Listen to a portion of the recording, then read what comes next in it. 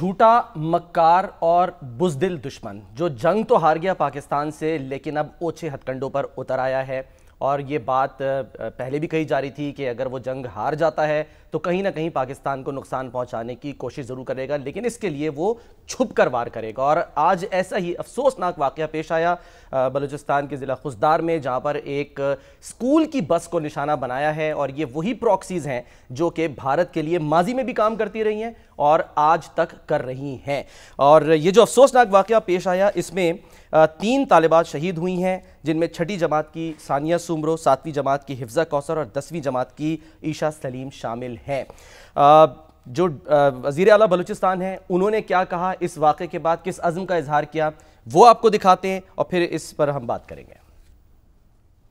کی حد تک لڑائی آ گئی تو اب کوئی گلہ ہم سے بھی نہ ہو، اور اس کا رسپانس جو ہے وہ ضرور ملے گا۔ کم سے کم ہمارے نشانے پہ بچے نہیں ہوں گے، ہمارے نشانے پہ وہ لوگ ہوں گے، وہ دہشت گرد ہوں گے جنہوں نے آج یہ خون بہایا ہے۔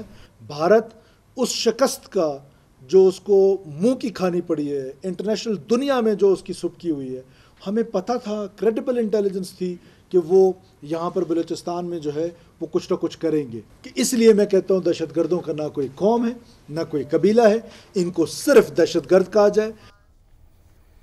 شامی صاحب، وہ کہتے ہیں نا، چور چوری سے جائے ہیرا پھیری سے نہیں، یعنی کچھ نہیں بن پا رہی تو اب یہ کہ کچھ نہ کچھ اس طرح کی حرکتیں کرنی ہیں جس سے پاکستان کو کسی نہ کسی طرح نقصان پہنچانا ہے۔ دیکھیں، اسکول بس ہے آرمی پبلک اسکول کی، جی ہاں، اس پہ خود کش حملہ ہوا ہے، کار بم، بالکل۔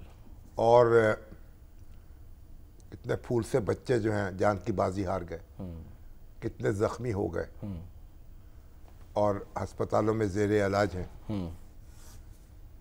اور یہ جو بچوں پر حملہ ہے، یہ دہشت گردی کی سب سے بدترین صورت ہے، نچلا درجہ ہے، گری ہوئی سب سے زیادہ۔ اور اس سے پہلے 2014 میں پشاور میں آرمی پبلک اسکول جو ہے اس پہ حملہ ہو چکا ہے۔ جی ہاں، ان دہشت گردوں نے وہاں کچھ 150 کے لگ بھگ جی ہاں، جو شہادتیں ہوئی تھیں، ہمارے پھول جیسے بچے جو ہیں جان کی بازی یعنی اس جان کی بازی کھیل گئے، اور ان کے اساتذہ وہ بھی نشانہ بنے۔ اور اس کے بعد پھر پوری قوم اکٹھی ہوئی، اس وقت نواز شریف وزیر اعظم تھے، سب لوگ اکٹھے ہوئے، عمران خان صاحب نے اور طاہر القادری صاحب دھرنا دے کے بیٹھے ہوئے تھے وہاں، جی ہاں، اسلام آباد میں۔ اس کے بعد، اس حادثے کے بعد، سانحے کے بعد انہوں نے دھرنا ختم کیا، ساری فوجی اور سیاسی قیادت سر جوڑ کر بیٹھی، پھر ہم نے ایک نیشنل ایکشن پلان بنایا دہشت گردی کے خاتمے کا۔ صحیح۔ اور اب اس کے بعد بہت سے حملے ہوئے ہیں، بہت سی وارداتیں ہوئی ہیں، لیکن جو اسکول بس کو پھر نشانہ بنایا گیا ہے خزدار میں، بلوچستان میں، جی ہاں، 0 پوائنٹ پر بتایا جائے کہ اور یہ ہے کہ ظاہر ہے کہ ہمیں اس سے لڑنا ہے۔ اب ہمارے جو ISPR نے ہمیں بتایا ہے اور ہمارے جو متعلقہ حکام بتا رہے ہیں کہ اس کے پیچھے بھارت ہے، اور ظاہر ہے کہ جب میدان میں آپ منہ کی کھاتے ہیں تو پھر چھپ کر وار کرتے ہیں۔ اور یہ کہتے ہیں راجستھان جو ہے اس میں 21 سینٹر ان کے قائم ہیں جہاں تربیت دی جاتی ہے دہشت گردوں کو، اور پھر ان کو پاکستان کے اندر جو ہے وہ چھوڑا جاتا ہے۔ اسی طریقے سے افغانستان کی سرزمین بھی استعمال ہوتی ہے فتنہ الخوارج کی صورت۔ پاکستان جو ہے وہ حزم اور حوصلے کے ساتھ مقابلہ کر رہا ہے۔ اور آج وزیر اعظم شہباز شریف صاحب کی دوپہر کو ملاقات تھی اخبار نویسوں کے گروپ کے ساتھ، اور اس کے بعد جنرل عاصم منیر جو ہیں ان کو فیلڈ مارشل کا اعزاز جو ہے وہ صدر پاکستان نے عطا کرنا تھا، لیکن وہ تقریب منعقد ہو رہی تھی، لیکن اس سانحے کے بعد وہ تقریب ملتوی ہو گئی۔ جی ہاں، پرائم منسٹر جو ہیں وہ کوئٹہ پہنچ گئے، وزیر اعظم اور چیف آف آرمی سٹاف دونوں جی ہاں کوئٹہ روانہ ہوئے، بالکل پہنچ گئے وہاں پہ سر، براہ راست، تاکہ لوگوں سے مل سکیں، زخمیوں کے دل پہ ہاتھ رکھ سکیں اور جو لوگ شہید ہو گئے ہیں جن کو شہادت نصیب ہوئی ہے ان کے لواحقین سے مل سکیں اور ان کے آنسو پونچھ سکیں. تو بہرحال سر یہ جو پراکسی وار کی ہم بات کر رہے ہیں اس پر آج کیونکہ D G I S P R جو ہیں مشرف چودھری صاحب انہوں نے بی بی سی کو انٹرویو دیا ہے, اس میں انہوں نے ان پراکسیز کا بھی ذکر کیا اور بھی بات کی, ذرا میں چاہ رہا ہوں وہ سنیں پھر میں چاہتا ہوں آپ اس پہ تبصرہ کریں. دکھائیے جی. سوال یہ نا شامی صاحب کہ پراکسیز ان کے خلاف ہمارے پاس ثبوت ہیں. آپ دیکھیں کہ بھارت نے پہلگام کا بہانہ بنا کر حملہ کر دیا پاکستان پہ, لیکن پاکستان جس کے پاس ثبوت ہیں اس نے تو کبھی ایسا نہیں کیا, اس کو تو پتہ ہے سب کچھ, ہم کیوں نہیں کر رہے؟ دیکھیے پاکستان اس بات پہ یقین نہیں رکھتا کہ معصوم شہریوں پہ حملہ کیا جائے, ٹھیک ہے, بچوں پہ حملے کیے جائیں, اسکولوں کو نشانہ بنایا جائے, مسجدوں کو, مندروں کو, عبادت گاہوں کو, گردواروں کو نشانہ بنایا جائے. اور ابھی تو آپ دیکھیں بھارت جو ہے وہ کوئی ہر اخلاقی حد جو ہے وہ پار کر چکا ہے. ابھی تو جو امرتسر میں جو گردوارہ ہے گولڈن ٹیمپل اس کے بارے میں ایک بھارتی فوج کے ترجمان جو لیفٹیننٹ جنرل ہیں کھنہ, انہوں نے کہا کہ جی ہمیں خطرہ تھا گولڈن ٹیمپل کو, تو ان کے جو گرنتھی صاحب ہیں انہوں نے اجازت دے دی اور ہم نے وہاں گنز اینٹی ایئرکرافٹ گنز وہ نصب کر دی. اور شکریہ بھی ادا کیا کہ جی کہ لائٹیں بند کرنے کے لیے, اور شکریہ ادا کیا کہ انہوں نے لائٹیں بند کر دیتے تھے دربار صاحب کی تاکہ ڈرون جو ہے وہ اتر نہ سکیں اور ڈرون حملہ آور نہ ہو سکیں پاکستانی. لیکن پھر جو وہاں کے گردوارہ پربندک کمیٹی کے چیئرمین ہیں انہوں نے شدت سے اس کی تردید کی. انہوں نے کہا میں تو ملک سے باہر تھا اور اس دوران جنگ امریکہ میں تھا, کوئی ایسی اجازت آیا ہوں اور کوئی کسی شخص نے اس کی اجازت نہیں دی اور ہمارے گردوارے میں کوئی ایسی گن نصب نہیں ہوئی. یہ سب جھوٹ ہے اور پروپیگنڈا ہے اور لوگوں کو ایک وہم میں مبتلا کیا جا رہا ہے. اس کے بعد پھر ہندوستانی فوج جو ہے اس ہی کو اپنا بیان واپس لینا پڑا, جی ہاں, اور یہ تھوک کے چاٹنا پڑا. اب دیکھیں ایسے ماحول میں جب آپ کا ہتھیار جو ہے وہ جھوٹ ہو اور سچ سے آپ کو بیر ہو تو پھر آپ کچھ بھی کر سکتے ہیں, اور پوری دنیا کی توجہ بھارت اس طرف مبذول ہو چکی ہے. اب جو بھارت کے جو گماشتے ہیں وہ جگہ جگہ وہ اس طریقے سے یہ لوگوں کو ٹارگٹ کر رہے ہیں, ان کو نشانہ بنا رہے ہیں. اب کینیڈا میں, امریکہ میں وہ یہی وارداتیں کرتے ہوئے پکڑے جا چکے ہیں. صحیح. اور ان پر انگلیاں اٹھ رہی ہیں, ان کی نشاندہی ہو رہی ہے, اور پوری سکھ قوم جو ہے وہ متحد ہو کر انڈیا کے خلاف آواز بلند کر رہی ہے, اور مودی حکومت کے ان کارستانیوں کے خلاف ڈٹ کے کھڑی ہے اور پاکستان کے ساتھ ہے, اور پاکستان کو یقین دلا رہی کہ ہم اس کے حق کی اور سچ کی لڑائی میں اس کے ساتھ ہوں گے اور اس کے ساتھ کھڑے رہیں گے. اب پنجاب جو ہے گویا پنجاب میں ایک قسم کی بغاوت برپا ہے جو بھارتی پنجاب ہے, کیونکہ سکھوں کی وہاں بہت بھاری تعداد رہتی ہے. تو اب یہ ایک مشکل درپیش ہے, اور سکھوں کے خلاف اب ان کو جاسوس قرار دے کر پکڑا جا رہا ہے, ان کو گرفتاریاں ہو رہی ہیں, ان کو تشدد کا نشانہ بنایا جا رہا ہے, کبھی پکڑ رہے ہیں, کبھی یوٹیوبرز کو پکڑ رہے ہیں, مسلمان جو ہیں ان کو نشانہ بنایا جا رہا ہے. جو کوئی آواز بلند کرتا ہے اس کو پکڑ لیا جاتا ہے, اور اب یہ کہا جائے جاسوس ہیں, یہ پاکستانی فوج کے ساتھ ملے ہوئے ہیں, یہ ISI کے کارندے ہیں, اور ایک پکڑ دکڑ کا بازار گرم ہے. لیکن اس کے باوجود اب وہ جو میڈیا ہے وہ اپنی بے شرمی, گودی میڈیا جو ہے بے شرمی کو اب چھپا نہیں پا رہا. اب آوازیں اٹھ رہی ہیں سوشل میڈیا پہ, سر کیسز ہو رہے ہیں, اور جواب طلب کیا جا رہا ہے, FIR ہو گئی ہے, پوچھا جا رہا ہے کہ آپ جناب کیوں جھوٹ بولا ہے, کیوں لوگوں کو دھوکہ دیا ہے, کہاں گیا وہ لاہور جس پہ آپ کا قبضہ تھا, بالکل, کہاں گیا وہ اسلام آباد, کہاں گئے جنرل عاصم منیر جن کو آپ نے پکڑ لیا تھا.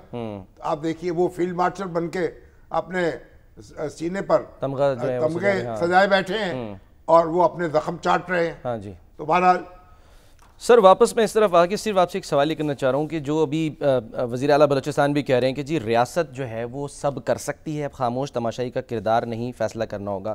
سر جب ہمیں یہ پتہ ہے شامی صاحب کہ دہشت گردوں سے بات نہیں کرنی، تو پھر فیصلہ کن کارروائی ہم کیوں نہیں کر رہے؟ کیوں ان کا قلقمہ، کہ ان کو صفحہ ہستی سے نہیں مٹا رہے ان دہشت گردوں کو جن کو اسٹیٹ سپانسرڈ جو ہے نا ٹیررزم یہ کر رہے ہیں؟ جو یہ ٹیررزم ہے، یہ دہشت گردی ہے، یہ کوئی آپ ایک جگہ فوکس جنگ تو ہوتی نہیں ہے، کوئی سرحدوں پہ جنگ تو ہوتی نہیں. آپ کسی بھی جگہ کوئی بھی واردات کر سکتے ہیں، کسی بھی سافٹ ٹارگٹ کو نشانہ بنا سکتے ہیں. وہ اس میں کہہ رہے ہیں نا سر کہ انٹیلیجنس تھی، بس پر ہاں انٹیلیجنس تھی، یہ نہیں پتا تھا کہ یہ اسکول بس کو نشانہ بنائیں گے، یعنی کہ جو ماضی میں کرتے رہے مزدوروں پہ حملہ کرتے رہے. اس لیے دہشت گردوں کو کچھ یہ سہولت مل جاتی ہے ان کی ان حرکتوں کی وجہ سے. آپ کیسے تصور کر سکتے ہیں کہ آپ ہسپتال کو نشانہ بنائیں گے یا بس کو نشانہ بنائیں گے یا بچے جو ہیں ان کی جان سے کھیلیں گے؟ تو اس لیے یہ وارداتیں بعض اوقات کامیاب ہو جاتے ہیں، لیکن اس کے لیے اب انٹیلیجنس کو یہ ہماری منظم کرنے کی ضرورت ہے، زیادہ سے زیادہ لوگوں کو چوکس اور بیدار کرنے کی ضرورت ہے. اب دیکھیے کئی جگہ ایسے واقعات پیش آ رہے ہیں کہ لوگ ان کو پکڑ رہے ہیں، جو لوگ مشکوک نظر آتے ہیں ان کو پکڑ کے قانون نافذ کرنے والے اداروں کے سپرد کرتے ہیں. اسی طرح ہمیں ایکوپمنٹ جو ہے وہ بھی جدید ترین وہ اپنی فورسز کو دینا ہے، پولیس کو دینا ہے، جو انسداد دہشت گردی کے فورسز ہیں ان کو دینا ہے. فوج پاکستان کے پاس تو ظاہر ہے کہ فوج تو ہر وقت لڑے گی نہیں، پولیس کا بھی کام ہے، اور پھر ایف سی ہے، انہوں نے بھی اس محاذ پہ کام کرنا ہے. تو ان کی ٹریننگ جو ہے اس اگرچہ بہت ان کی ٹریننگ جو ہے کی جا رہی ہے اور وہ چوکس ہیں، مستعد ہیں، لیکن اسے مزید توانا کرنے کی ضرورت ہے، مزید اکوپ کرنے کی ضرورت ہے، اور ان کا مقابلہ جو ہے ہر قیمت پر ہمیں کرنا چاہیے. صرف یہ نہیں ہے کہ ایک واردات کے بعد ہم اعلان کر دیں، بیان جاری کر دیں، غم و غصے کا اظہار کر دیں، بس مزاج پرسی کر لیں اور تعزیت کر لیں، اور پھر گاڑی جو ہے ویسی کی ویسی رواں ہو جائے. پوری قوم کو متحد ہو کر ان لوگوں کا پیچھا کرنا پڑے گا جو اس وقت کے پی کے اندر اور بلوچستان کے اندر یہ فساد برپا کیے ہوئے ہیں. اب کے پی کے کئی اضلاع جو ہے ان میں ایسے مقامات ہیں جہاں یہ دندناتے پھرتے ہیں، الزام لگایا جاتا ہے، شام کے بعد کہتے ہیں کہ پولیس نہیں ہے، اس پر لازم ہے کہ وہ اپنے ادارے جو ہیں ان کو منظم کرے. انسداد دہشت گردی کی فورس کیا کیا ہے یہ بھی جواب ہے نا، جواب لینا پڑے گا. ابھی تو کرپشن کے مطلب مسائل سامنے آ رہے ہیں سر. وفاقی حکومت اور صوبائی حکومتوں کو مل کر اور پھر ہماری فوجی قیادت کو مل کر اس کا مقابلہ کرنا ہے اور اس کی سرکوبی کرنی ہے. اور بار بار ہم نے ان کی سرکوبی کی ہے، ملک میں امن بحال کیا ہے، اور پھر یہ فساد دوبارہ شروع ہو جاتا ہے. اب افغانستان کے ساتھ بھی ہماری بات چیت جاری ہے، وہاں ملاقات ہوئی ہے سر. وزیر خارجہ اور ڈپٹی وزیر اعظم اسحاق ڈار چین گئے ہوئے تھے، چین کے وزیر خارجہ کے سے ملاقات ہوئی، وہاں افغان وزیر خارجہ جو ہے وہ بھی آئے، تینوں کی تصویر چھپی ہے اکٹھے، ہاتھوں میں ہاتھ ڈال کے کھڑے ہیں. انہوں نے بھی یہ سی پیک جو ہے اس کو افغانستان تک بڑھانے کا عہد کیا ہے. شامی صاحب یہ کتنی ویسے اہم ڈیولپمنٹ ہے یہ کہ سی پیک کو افغانستان سے جو ہے بڑھایا جائے، اس پر تو پھر نظریں باقیوں کی بھی ہوں گی. اور پھر یہ ہے کہ دہشت گردی کا مقابلہ کرنے کا بھی عزم کیا ہے. تو اس طرح ہمیں یہ بھی کام کرنا ہے اور انڈیا کو بھی مجبور کرنا ہے کہ وہ مذاکرات کی میز پر آئے اور دہشت گردی کے خاتمے کے لیے پاکستان کے ساتھ مل کر کوشش کرے، پاکستان کا ہاتھ بٹائے، تاکہ نہ انڈیا کے اندر بھی امن قائم ہو اور پاکستان میں بھی امن قائم ہو. پاکستان کا تو موقف بڑا واضح ہے کہ دہشت گردی پر پاکستان یقین نہیں رکھتا. پاکستان دہشت گردی جو ہے وہ اس دہشت گردی اور دہشت گردوں کا سر کچلنا چاہتا ہے. اب انڈیا کو چاہیے، اگر سب کا ایک ہی مقصد ہے، یعنی انڈیا بھی یہی کہہ رہا ہے، افغانستان پاکستان بھی یہی کہہ رہا ہے، چین بھی یہی کہہ رہا ہے، تین لوگ اگر بیٹھ سکتے ہیں تو کیا تھوڑا سا پریشر ڈال کے انڈیا کو بھی آگے چل کے نہیں کہ بھائی پرپس تو کامن ہے نا سب کا مفاد اس میں ہے کہ ایک مشترکہ دشمن جو ہے اس کے خلاف مشترکہ کاوش کی جائے، مشترکہ کوشش کی جائے. اور یہ وقت آ گیا ہے کہ ہم مل کے بیٹھیں، انڈیا اور پاکستان اب جو جنگ کے میدان میں تو آپ نے آزما کے دیکھ لیا، پاکستان تو ایک ناقابل تسخیر طاقت ہے، تو پھر آپ کو یہ سازشیں، یہ وارداتیں یہ چھوڑ دینی چاہیے۔ یہ بچوں کو قتل کر کے پھول جیسے بچے جو ہیں ان کو خون میں نہلا کر کیا ملے گا آپ، اور سوائے اس کے کہ رسوائی آپ کے مقدر میں لکھی جائے۔ آج بھارت کہاں کھڑا ہے؟ بھارت تنہا کھڑا ہے، سفارتی محاذ پر بھی تنہا ہے، اور اس کی جو پروپیگنڈے کے محاذ پر بھی اس کی کلی کھل چکی ہے، پوری دنیا میں تھو تھو ہو رہی ہے۔ سر جب وہ کھل کر وار کرتا ہے تب بھی بچوں کو نشانہ بناتا ہے، چھپ کر وار کرتا ہے تو تب بھی نشانہ بچے ہیں۔ بہرحال اب اس کا نتیجہ کیا نکلا ہے؟ ان کی یہ جو معصوم لوگ ہیں ان کی بد دعائیں جو ان کو لگی ہیں، اور آج کہاں کھڑا ہے بھارت؟ کہاں گیا اس کا زوم جو تھا کہ ہمیں سیکولر ہیں، ڈیموکریٹ ہیں، جمہوری ملک ہے، دنیا کی سب سے بڑی جمہوریت ہے، نہ وہاں بنیادی حقوق ہیں، نہ وہاں اقلیتوں کا تحفظ ہے، آپس میں لوگ لڑ رہے ہیں، ایک دوسرے سے گتم گتا ہے، اور ایک دوسرے کو زیر کرنے کی کوشش کر رہے ہیں، اور جو ایک انتہا پسند ہندو ہے انہوں نے ہر ایک کا جینا اجیرن کیا ہوا، تو بھارت جو ہے خود اپنے اندر ایک خلفشار کا شکار ہو جائے گا۔ اس کے اپنے مستقبل کا تقاضا ہے کہ اپنے رویوں کو بدلے اور مفاہمت کی اور امن کی راہ جو ہے اس پر سفر کرنا شروع کرے۔ آج یہ بھی خبر آئی نا کہ ڈی ایسکلیشن کے بعد اب معاملات نارملائزیشن کی طرف جا رہے ہیں، اور ایل او سی پر جہاں جہاں فوجیں چلے گی تھیں ہم ان کو پری پہلگام پوزیشن پہ جو ہے وہ اس مہینے کے آخر تک لے آیا جائے گا۔ اچھا، وزیر اعظم سے جو آج آپ کی ملاقات ہوئی اس پر بھی سر ہم آتے ہیں، انہوں نے بھی وہاں پر یہی کہا کہ جی ہم جو ہیں وہ امن کی جو پوزیشن ہے اس پر واپس جا رہے ہیں۔ تو اب اگر ہم واپس جا رہے ہیں تو آپ کو لگتا ہے کہ سر واقعی یہ جو ہم وفد بھیج رہے ہیں خاص طور پہ جو جائیں گے ہمارے بلاول صاحب ہوں، مصدق ملک صاحب ہوں، یہ کچھ مطلب یعنی کہ اور مزید اس میں کیٹلسٹ کا کردار ادا کریں گے؟ اور بھارت سر کیوں بھیج رہا ہے جب وہ ہار چکا ہے تو وہ کیا کرنا چاہتا ہے؟ دیکھیں بھارت کیونکہ ہار چکا ہے اس لیے بھیج رہا ہے تاکہ اپنا تو جو ثبوت دے سکتے ہیں نا سر، اس کا اپنا جو واویلا کر سکے، جو بھی اپنا جھوٹ بول سکے اور جو لوگوں کو ورغلا سکے، اس کا ان کو حق حاصل ہے۔ اب ان کے ہاں بھی جو کئی وفود انہوں نے بنائے ہیں، لیکن اس کے باوجود وہاں بھی اختلاف ہے، کئی لوگ جانے سے انکاری ہیں، کئی لوگ گروپوں میں شامل نہیں ہو رہے۔ پاکستان نے ابھی تک 2 وفد جو ہیں وہ بنائے ہیں، ایک بلاول بھٹو زرداری صاحب کی قیادت میں جائے گا، اور ایک آج وزیر اعظم نے بتایا کہ ڈاکٹر مصدق ملک جو ہیں ان کی قیادت میں ایک وفد جائے گا۔ اچھا، ظاہر ہے ایک بڑے پاکستان کے جو نامور دانشور ہیں اور نامور جیسے ایسے سیاستدان جو سوچتے ہیں، سمجھتے ہیں، بات کرنے کا سلیقہ رکھتے ہیں، وہ ان وفود میں شامل ہیں۔ بلاول بھٹو زرداری ظاہر ہے بہت ایک آرٹیکولیٹ ہیں، وزیر خارجہ رہ چکے ہیں، وزیر خارجہ رہے ہیں، ذوالفقار بھٹو صاحب کے نواسے ہیں، بینظیر بھٹو کے بیٹے ہیں، اور ان کی اپنی ایک پہچان ہے، اپنی ایک شناخت ہے، اور بات کرنے کا ایک اپنا سلیقہ رکھتے ہیں۔ تو ان کی قیادت میں وفد جائے گا، اس میں پھر ہماری شہری رحمان بھی ہوں گی، اور وہ شہری رحمان کی اپنا قد کاٹ ہے، اور جلیل عباس جیلانی صاحب ہوں گے اس میں، عباس جلیل جیلانی صاحب ہوں گے جو ہمارے سابق سیکرٹری ہیں اور خارجہ امور کے، اور وزیر سفیر بھی رہے امریکہ میں، اور دوسرے دوست بھی ہوں گے۔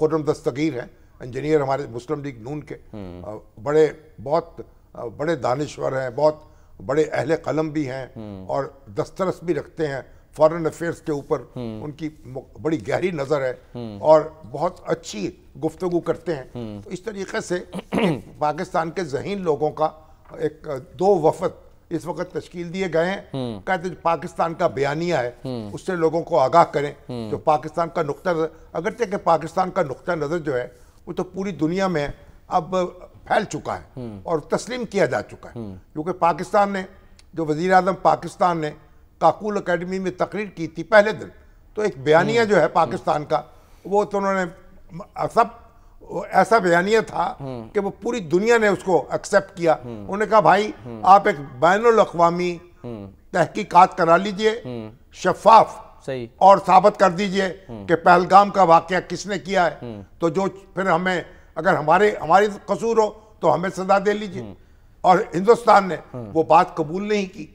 وہ پاکستان کا جو بیانیہ ہے پوری دنیا ہندوستان سے پوچھ رہی تھی کہ آپ نے کیسے ثبوت کے بغیر پاکستان کو ملزم ٹھہرا دیا اور کیسے آپ نے 10 منٹ کے اندر اندر یہ ایف آئی آر درج کرا دی. جی ہاں. تو سر اب کوئی اسٹریٹجی یہ جو دیکھیے بات سنیں, اب یہ انڈیا کا اپنا پٹا ہوا موقف ہے, وہ اپنا بیان کریں گے, پاکستان اپنے حقائق لوگوں کے سامنے رکھے گا. اور بہتر ہوتا, آج بھی بات ہوئی کہ اس میں پی ٹی آئی کے کچھ لوگ بھی شامل ہو جاتے. اب اگر مناسب سمجھے پی ٹی آئی کے علی ظفر ہیں, اس طرح سنجیدہ لوگ جو ہیں اس میں شامل ہو جائیں. نہیں تو بہرحال پاکستان نے تو اپنی لڑائی لڑنی ہے اور پاکستان اس کی تیاری کر چکا ہے, تو اس میں پریشانی نہیں ہے. میدان جنگ میں بھی اپنے جوہر دکھا چکا ہے, اس کا نیریٹو بھی جو ہے وہ اپنی دھاک بٹھا چکا ہے. اور اب جو اپنا لوگوں کو مزید آگاہ کرنا ہے وہ بھی اس میں بھی ہم اپنا پورا کردار ادا کریں گے. ٹھیک ہے سر, میں ذرا کیونکہ اس ملاقات کی ہم نے آپ سے تفصیل اور مزید لینی ہے, کیونکہ بڑی اہم باتیں وزیر اعظم نے کی ہیں, لیکن وہ ایک سوال کیونکہ رہ گیا جو میں پوچھ رہا تھا کہ یہ جو سی پیک کو ایکسٹینڈ کرنے کی بات ہو رہی ہے یہ کتنا اہم ہے, کیونکہ سر ہم تو ماضی میں کہتے رہے نا کہ فتنہ الخوارج جو ہیں جو قابو میں نہیں ہے وہ آتے تو وہیں سے افغانستان سے, اب ان کے لیے کتنا بڑا یہ چیلنج ہے وہ بن سکتا ہے؟ نہیں تو دہشت گرد تو پھر پاکستان کے اندر بھی پھر رہے ہیں, پھر تو رہے دہشت گرد تو ہر جگہ ہیں, وہ انڈیا کے اندر بھی ہیں. سر سرزمین تو ان کی استعمال ہو رہی ہے نا, تو اس کا مطلب ہر جگہ پھر دہشت گردوں کے سامنے آپ ہاتھ باندھ کے کھڑے ہو جائیں, اپنا کام نہ کریں. وہ کیا کریں گے؟ کون؟ افغانستان جس پر ہم کہتے رہے ڈوزیر دیتے رہے اور کہتے رہے کہ بھئی افغانستان کی حکومت جو ہے آپ اس کی پوزیشن کو سمجھیں. افغانستان کی حکومت خود جو ہے اپنے پاؤں جمانے کی کوشش کر رہی ہے. افغانستان کی حکومت کی اپنی مشکلات ہیں, لیکن افغان حکومت جو ہے جب آپ کے ساتھ کھڑی ہوتی ہے اس کا مطلب ہے دہشت گردوں کی سرکوبی میں وہ پیش ہوگی, اسے پیش ہونا پڑے گا. اگر اس نے بھی ترقی کے راستے پہ سفر کرنا ہے تو پھر پاکستان کے ساتھ کھڑے ہونا ہوگا, چین کے ساتھ کھڑے ہونا ہوگا. بلکہ بھارت جو ہے اس کو بھی اگر وہ غور کرے تو اس کا اپنا مفاد اس میں ہے کہ امن کے سفر میں شریک ہو جائے. ہماری طرف سے تو کھلی پیشکش ہے. ٹھیک ہے, ایک سر میں کوئکلی آپ کو سے سنانا چاہ رہا ہوں کہ بلاول بھٹو زرداری صاحب نے کیا, کیونکہ ظاہر ہے اس وقت میں شامل ہیں, انہوں نے آئندہ جو نسلیں ہیں وہ کیسے جنگ لڑیں گی کیا کہا انہوں نے, ذرا وہ سنتے ہیں پھر بات کرتے ہیں. پانی کو ہتھیار بنا رہا ہے آنے والی نسلیں, وہ کہہ رہے ہیں کہ جی اب پانی پر جو ہے وہ جنگ لڑیں گی. شامی صاحب دیکھیں, پانی کا مسئلہ تو حل ہو چکا تھا, سنتاس معاہدہ ہو گیا, کتنی جنگیں ہو چکی, کتنی جھڑپیں ہو چکی, چلتا رہا, وہ معاہدہ برقرار رہا اور آج بھی قانونی طور پر وہ معاہدہ برقرار ہے. تو بجائے اس کے کہ جو جھگڑے طے نہیں ہوئے ان کو طے کریں, اب اگر ہم جو طے شدہ معاملات ہیں ان کو دوبارہ کھولیں گے تو سر ہم کہاں کھول رہے ہیں, وہ طے شدہ معاملہ تو انہوں نے مطلب کھول کے اپنی قبر خود کھودیں گے نا. اس لیے انڈیا کو اس بات کی اجازت نہیں دی جا سکتی اور نہ اس کے اس موقف کو کوئی قبول کرنے پہ تیار ہے. سنتاس معاہدہ ایک بین الاقوامی معاہدہ ہے, اس کو ناقابل تنسیخ ہے, اس کو یک طرفہ طور پر منسوخ نہیں کیا جا سکتا. دنیا بھر میں کوئی اس کا یہ موقف تسلیم کرنے کو تیار نہیں. ورلڈ بینک بھی انکار کر چکا اور دنیا میں ہر قانون دان جو ہے وہ پاکستان کے ساتھ ہے, انڈیا کے موقف کو تسلیم نہیں کرتا. ہمیں جو جھگڑے موجود ہیں ان کو حل کرنا ہے, جن کو حل کر چکے ہیں ان کو دوبارہ جھگڑا پیدا نہیں کرنا. ان جھگڑوں کا کچھ ذکر ظاہر ہے پرائم منسٹر نے کیا. سر ایک بریک لے لیں, کیونکہ بریک کے بعد پھر میں آپ سے ذرا ڈیٹیل میں پوچھتا ہوں کہ کیسی رہی یہ ملاقات اور آرمی چیف کو فیلڈ مارشل بنانے کا فیصلہ جو ہے وہ تجویز کس کی تھی. بریک کے بعد آپ کو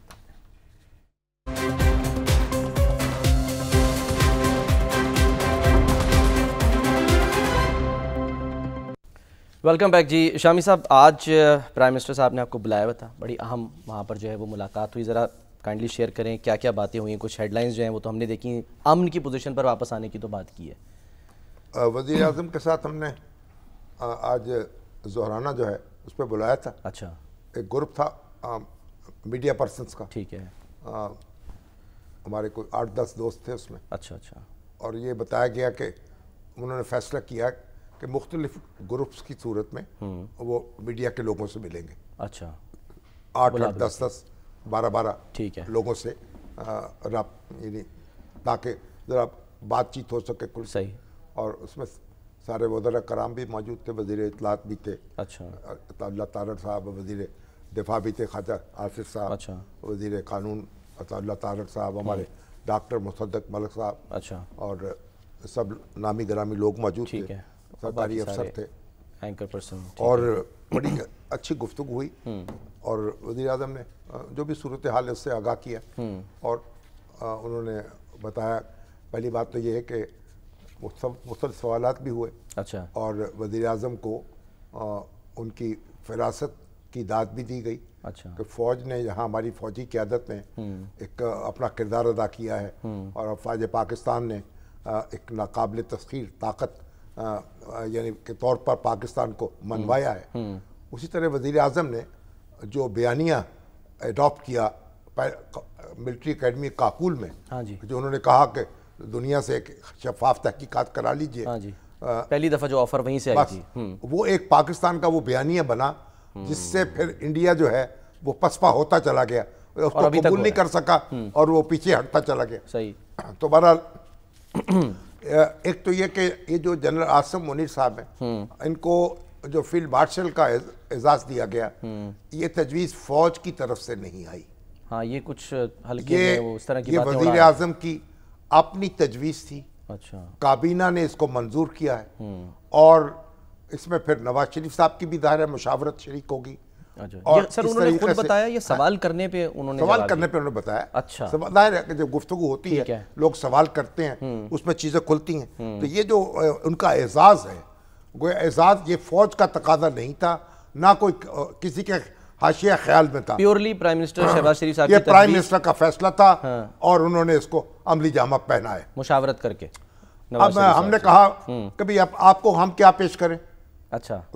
کابینہ نے تو فیصلہ کر دیا, آپ کو بھی نشان پاکستان کا اعزاز دیں یا کوئی لقب دیں, شہباز پاکستان کا لقب دے دیں, کیا کہیں, کچھ تو دل چاہتا ہے ہمارا, ان کو بھی داد دیں. اچھا. بہرحال کیا فرمایا پھر یہ کہ عطا اللہ تارڑ صاحب ہیں, خواجہ آصف صاحب ہیں, ان کی بھی تعریف ہوئی.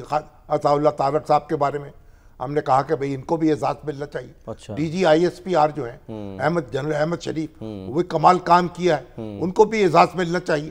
بہرحال انہوں نے کہا یہ سب باتیں. میڈیا پرسنز کو بھی سر کوئی اعزاز ملنا چاہیے, کیونکہ بات ہوتی رہتی ہے نا کہ میڈیا نے بھی بڑا اہم رول پلے کیا. میڈیا کو تو اعزاز مل گیا نا جب اس کو داد مل گئی. اچھا. اور میڈیا کو سارا تمغے تو نہیں بانٹنے نے میڈیا میں. اچھا. ہم نے اپنا فرض ادا کیا.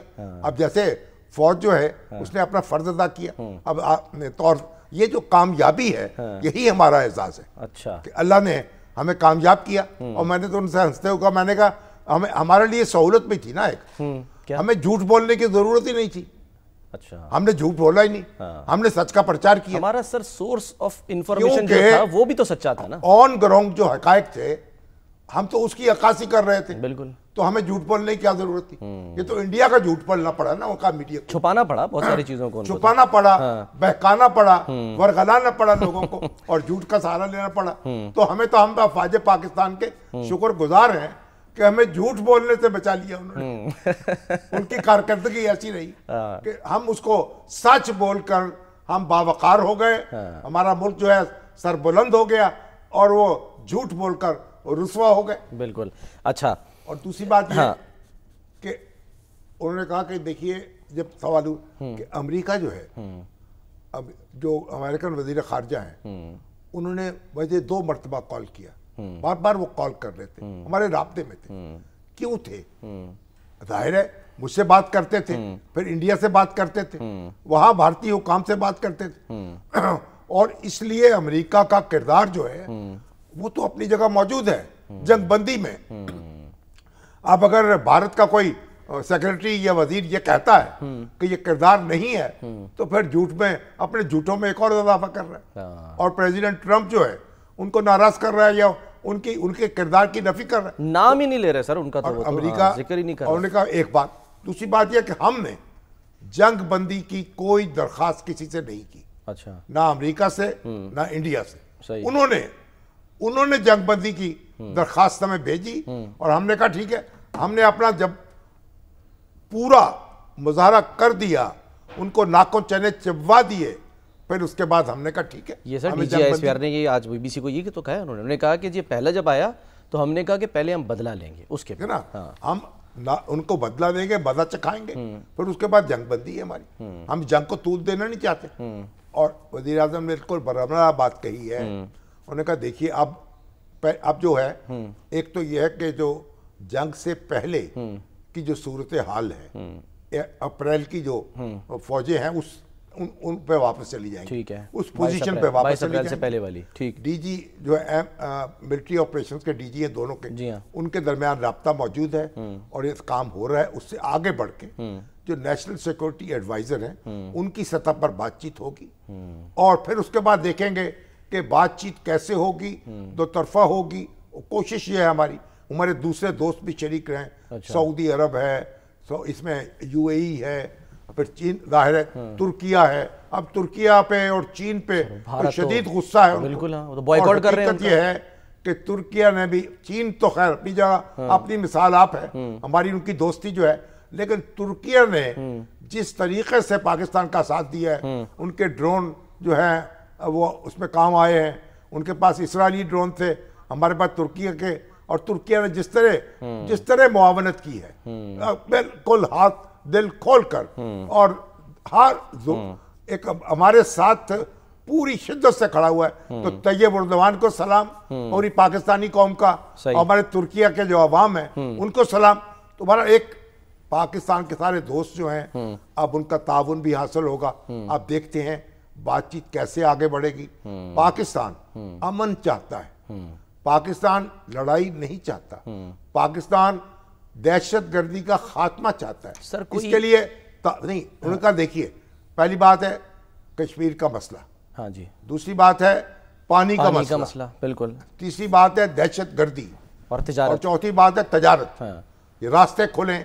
دیکھیں نا پاکستان جو ہے وہ جوڑتا ہے نا اس علاقے کو. بالکل, انڈیا جو ہے, افغانستان سر جو جاتا ہے وہ پاکستان کے تھرو انڈیا کو وسط ایشیا سے جوڑتا ہے. وسط ایشیا جو ہے اس کو آپ اور افغانستان کو سمندر تک ایکسس دیتے ہیں. تو اس لیے یہ پاکستان چاہتا ہے کہ اس خطے میں امن ہو, مفاہمت ہو, تجارت ہو, دہشت گردی کا خاتمہ ہو. دہشت گردی کے خاتمے کے لیے جو مشترکہ لائحہ عمل بنایا جا سکتا ہے بنایا جائے. پاکستان اس پر بالکل یکسو ہے. ٹھیک ہے سر, ایک چیز بس کلیئر کر دے. پرائم منسٹر نے کلیئرٹی سے کہا کہ اگر کوئی, یعنی کہ مثال ہے کہ کوئی, جیسے آپ نے 2 ممالک کا کہا, کوئی شامل ہوتا ہے, نہیں ہوتا تو کیا پاکستان بائیلیٹرل پر بھی جو ہے وہ بالکل تیار ہوگا؟ لیکن مدعا کیا ہو, یہ تو ابھی اس پہ نہیں ہے. اچھا, بات چیت معاہدہ شملہ کے تحت ہوگی, اس سے الگ ہوگی. یہ تو بھارت نے خود اپنے راستے میں کانٹے بکھیرے ہیں. صحیح ہے. معاہدہ شملہ کے تحت بات چیت سے انکاری ہوا ہے. 2 طرفہ مذاکرات ہوں, اور یہ دوستوں کی معاونت سے, دوست اگر شریک نہیں ہوں گے ان کی معاونت تو ہوگی, اور امریکہ کی معاونت بھی ہوگی, تبھی تو بات آگے چلے گی. اور ایک بات انہوں نے یہ بھی کہی کہ اس کے ایسے شواہد موجود ہیں کہ اسرائیل جو ہے اس کے جو ہتھیار بھی اور فوجی ایڈوائزر بھی اور اس کے ایڈوائزر بھی موجود تھے. یعنی اور انڈیا جو ہے, دیکھیے جب چائنا کے ساتھ تصادم ہوا تھا انڈیا کا 1962 میں, اور امریکہ نے ان کو جہاز دیے, تو پنڈت جواہر لال نہرو نے کہا بھائی ہمیں پائلٹ بھی دے دیجئے تاکہ جہاز اڑائے گا کون. تو اسرائیل جو ہے اس نے بھی پوری شدت کے ساتھ انڈیا کا ساتھ دیا ہے. اور پاکستان جو ہے اب ان ساری, یہ پاکستان گونگلوں سے, پنجابی محاورہ گونگلوں سے مٹی جھاڑنے کے لیے کا مسئلہ نہیں ہے. پاکستان با مقصد بامانی مذاکرات چاہتا ہے. ٹھیک ہے, ان سارے ایشوز پہ چاہتا ہے, مسائل حل کرنا چاہتا ہے تاکہ امن ہو.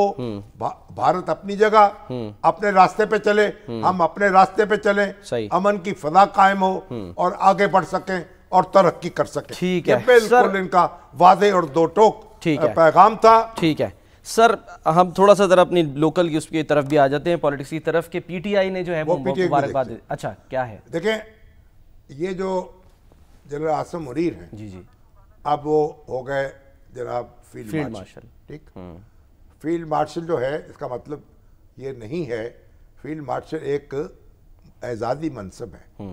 اور پھر بات کریں گے ہمارے جو فیلڈ مارشل ایوب خان ہیں, وہ 27 اکتوبر 1959 کو فیلڈ مارشل بنے تھے. اچھا, ہمارے جو برخوردار ہیں عدیل اعجاز, تاریخ پڑھاتے ہیں گورنمنٹ کالج یونیورسٹی میں, انہوں نے سارا دن بیٹھ کے پنجاب پبلک لائبریری میں وہ پاکستان ٹائمز کا تراشا نکالا ہے جس میں یہ خبر چھپی ہوئی ہے. اچھا, یہ جو کابینہ کا اجلاس ہوا 7 اکتوبر کو, اور وہ وزیر بحالیات جنرل اعظم خان تھے، ان کی صدارت میں، ایوب خان نہیں تھے اس میں۔ اچھا، انہوں نے کہا کہ جی فیلڈ مارشل بنانا چاہیے۔ 7 اکتوبر کو فیصلہ ہوا، اور 27 اکتوبر کو، کیونکہ 27 اکتوبر کو جو ایوب خان کا وہ انقلاب تھا سو کالڈ، اس کی تکمیل ہوئی تھی کہ صدر سکندر مرزا کو دیس نکالا دے کر وہ خود صدر بھی بن گئے تھے۔ تو یہ ہیڈ لائن لگی 27 اکتوبر سے وہ پھر انہوں نے یہ قبول کر لیا، گویا خود ان کی کابینہ نے ان کو اعزاز دے دیا۔ اور وزیر اعظم نے بڑی معنی خیز بات کی، انہوں نے کہا پاکستان میں جتنی جنگیں ہوئی ہیں سیاسی قیادت میں اور فوجی قیادت میں فاصلہ رہا ہے۔ یہ پاکستان کی ایسی جنگ ہے جس میں سیاسی اور فوجی قیادت میں فاصلہ نہیں تھا، اور دونوں ایک تھے، اور اللہ نے فتح عظیم جو ہے سر سیاسی قیادت کی بجائے حکومت کہہ لے تو بہتر نہیں ہے، کہ سیاسی قیادت تو پھر پی ٹی آئی بھی آ جاتی ہے نا۔ فوج تو حصہ ہے نا پی ٹی آئی تو سر دیکھیں نا، وہ تو 24 گھنٹے بعد مبارکباد دیتی ہے، بانی پی ٹی آئی کچھ کہتے ہیں، فیلڈ مارشل ایوب خان تھے، انہوں نے مارشل لا لگایا تھا، اور مارشل لا لگا کے ملک پہ قبضہ کیا تھا، بقول مولانا مودودی کے اپنا ہی ملک فتح کیا تھا، اور اپنا ملک فتح کر کے وہ ذرا فیلڈ مارشل ہو گئے تھے۔ اب اس وقت ان سے جھگڑا تھا اس وقت پاکستان کے اندر، اور پھر اس کے بعد جب یحییٰ خان تھے تو مارشل لا تھا، اور اس وقت سیاستدانوں سے جھگڑا تھا، سیاست الگ تھی، حکومت الگ تھی۔ اب آج جو الحمدللہ پھر کارگل ہوا، اس کے بعد حکومت جو ہے اس کو دھوکہ دے کے کارگل کیا گیا، پتہ ہی نہیں تھا۔ آج بالکل مختلف منظر ہے، منتخب حکومت موجود ہے، دستور کے تحت کام کر رہی ہے، فوج اس کے ساتھ کھڑی ہے، اور دونوں نے مل کر انہوں نے کہا کہ میں، وزیر اعظم نے کہا کہ مجھے کوئی بلا خوف تردید میں یہ کہتا ہوں کہ جو جنرل عاصم منیر ہے انہوں نے بہت بنیادی کردار ادا کیا ہے، اور جو کوارڈینیشن کی ہے، جو پلاننگ کی ہے، جو منصوبہ بندی کی ہے، اور ہم نے اور پھر زیادہ لیڈرشپ تو وزیر اعظم کے پاس تھی، ان کا بیانیہ تھا، اور انہوں نے یہ مارکا سر انجام دیا۔ سر ایک سوال ہے، کیونکہ اکثر آپ کے لیے سوال بھی آتے رہتے ہیں، کل بڑی ڈیٹیل سے کیونکہ آپ نے بتایا تھا اور آج ذکر نکلا ہے، تو عاصم منیر صاحب ظاہر ہے ایک وقت آئے گا، یعنی کہ جو مدت ہے ان کی عہدے کی وہ تو پوری ہو جائے گی، کیا اس کے بعد سیاست میں وہ حصہ لے سکیں گے؟ کیونکہ یہ تو تاحیات ہوتا ہے نا۔ دیکھیے فیلڈ مارشل ایوب خان جو تھے، انہوں نے الیکشن لڑا تھا نا، فیلڈ مارشل ہوتے ہوئے صدر کا الیکشن لڑا، تو محترمہ فاطمہ جناح یہ بھی چاہے تو لڑ سکتے ہیں الیکشن۔ اچھا، بلکہ انہوں نے تو اس وقت ان پہ اعتراض ہوا تھا کہ آپ تو جناب فیلڈ مارشل تو ریٹائر ہی نہیں ہوتا، تو آپ کیسے الیکشن لڑ سکتے ہیں؟ پھر انہوں نے بتایا کہ میں جنرل کے طور پہ تو ریٹائر ہو چکا ہوں، یہ تو ایک اعزازی منصب ہے۔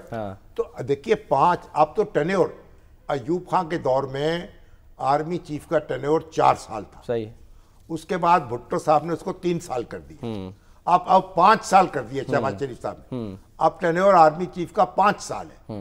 ہمارے سدھو صاحب جو ہیں انہیں 5 سال پورے کیے ہیں، اب ان کو فردر ایکسٹینشن دی گئی، کتنی ہے، 1 سال کی ہے، 2 سال کی ہے، یا پوری مدت کی ہے، ابھی یہ واضح نہیں ہے۔ لیکن اسی طریقے سے اب جو عاصم منیر ہے 5 سال جو ہیں وہ رہیں گے اس منصب پر فائز، اور اگر ایکسٹینشن ملتی ہے تو 5 سال اور کام کر سکتے ہیں، 2 سال بھی کام کر سکتے ہیں۔ یہ تو پھر سر کیا لامحدود کوئی اختیارات بھی جو ہے وہ مل جاتے ہیں یا نہیں، یعنی فیلڈ مارشل کو، یعنی کہ ان کو ہی کہا جائے کہ جی وہ باقی جو فورسز ہیں ان کے چیف کو بھی یعنی کہ سلیکٹ کر سکتے ہیں، جو باقی یعنی کہ ایئر فورس ہے یا بحریہ ہے ان کے چیف کو بھی؟ نہیں، ایسا نہیں ہے۔ فیلڈ مارشل کا مطلب یہ نہیں، فیلڈ مارشل کے پاس کوئی اختیارات نہیں آتے، ٹھیک ہے، فیلڈ مارشل کے پاس ایک اعزازی منصب ہے، اور جیسے صدر مملکت ہے، پروٹوکول میں صدر مملکت اوپر ہوتا ہے، لیکن صدر مملکت وزیر اعظم کے مشورے سے کام کرتا ہے، ٹھیک ہے، تو فیلڈ مارشل ایک اعزازی منصب ہے، وہ ایک پرائیڈ آف پرفارمنس ان کو مل گیا، ٹھیک ہے، اور ان کو 5 ستارے لگ گئے،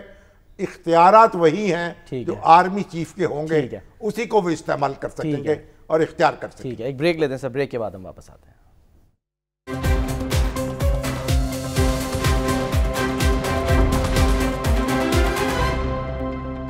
پروگرام کا وقت ختم ہوتا ہے، ناظرین اپنا خیال رکھیے، اللہ حافظ۔